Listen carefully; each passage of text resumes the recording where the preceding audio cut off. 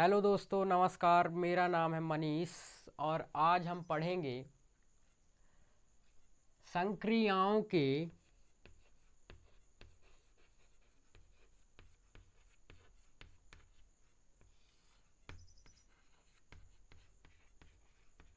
गुणन नियम। संक्रियाओं के गुणन नियम का मतलब है जो संक्रिया है, संक्रियाएं कितनी होती हैं? संक्रियाएं 4 होती हैं: धन, ऋण, गुणा और भाग। ये 4 संक्रियाएं होती हैं हमारे पास।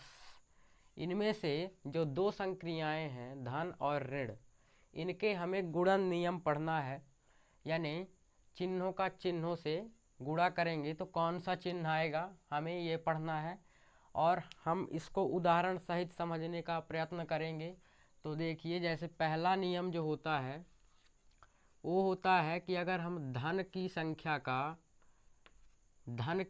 के साथ गुणा करते हैं तो जो संख्या प्राप्त होती है वो होती है धन की संख्या। धन की संख्या का हम धन की संख्या के साथ गुणा करेंगे तो धन की संख्या प्राप्त होती है। जैसे उदाहरण के लिए मैं इसका उदाहरण लेता हूँ कि मान लीजिए कोई संख्या है धन की 5 है संख्या, कोई चिन्ह नहीं है, मतलब धन की संख्या है और इसका गुणा हम मान लीजिए 6 से करते हैं। ये भी धन की संख्या है तो धन की संख्या प्राप्त होगी, यानी 6 पंचे 30, जो कि धन का प्राप्त होगा क्योंकि ये दोनों धन के थे। तो ये इसका उदाहरण हो गया। ऐसे कई उदाहरण हो सकते हैं जो, और देखिए जैसा दूसरा है इसी का कि यदि हम धन की संख्या का गुणा माइनस की संख्या से करते हैं, कोई धन की संख्या है और उसका गुणा हम माइनस वाली संख्या के साथ करेंगे तो जो संख्या प्राप्त होगी वो होगी माइनस की संख्या। अब जैसे इसका उदाहरण हम लेते हैं कि धन की संख्या मान लीजिए 5 है धन की संख्या। अब हम इसका गुणा मान लीजिए -6 के साथ करते हैं। अब माइनस है तो एक हम कोष्टक लगा देंगे क्योंकि एक गुणे का चिन्ह लगा है। तो अब ये धन की संख्या है और उसका गुणा हम माइनस वाली संख्या के साथ करेंगे तो माइनस वाली संख्या आएगी।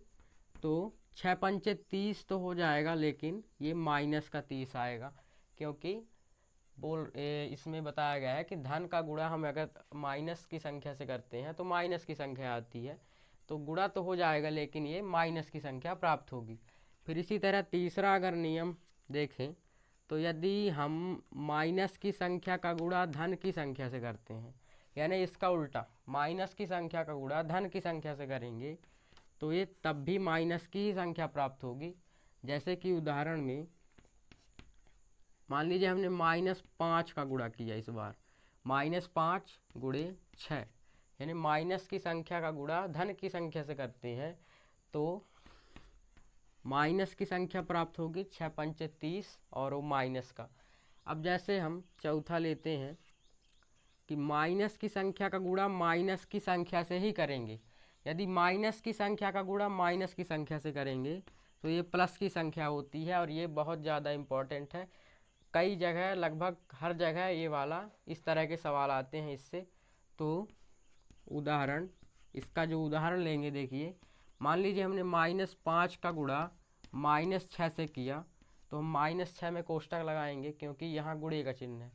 तो 6 पंचे 30 तो हो जाएगा लेकिन ये धन का 30 हो जाएगा क्योंकि यहाँ माइनस माइनस प्लस है तो ये माइनस की संख्या है और ये भी माइनस की संख्या, तो गुणा हो जाएगा तो प्लस की संख्या आ जाएगी। तो ये संक्रियाओं के गुणन नियम थे जो कि मुख्य रूप से 4 हैं और भी इनके कई उदाहरण हो सकते हैं। जैसे मैं इसका उदाहरण ले लेता हूँ, इसका कुछ भी मान लीजिए हमने -x का गुणा -x से किया तो -x का गुणा -x, ये भी एक संख्या है, ये चर रूप में है और ये अचर रूप में है।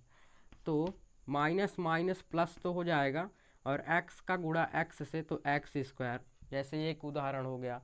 और उदाहरण ले सकते हैं हम, जैसे मान लीजिए -x गुणे -y करते हैं हम तो माइनस माइनस प्लस और x का गुणा y से तो xy।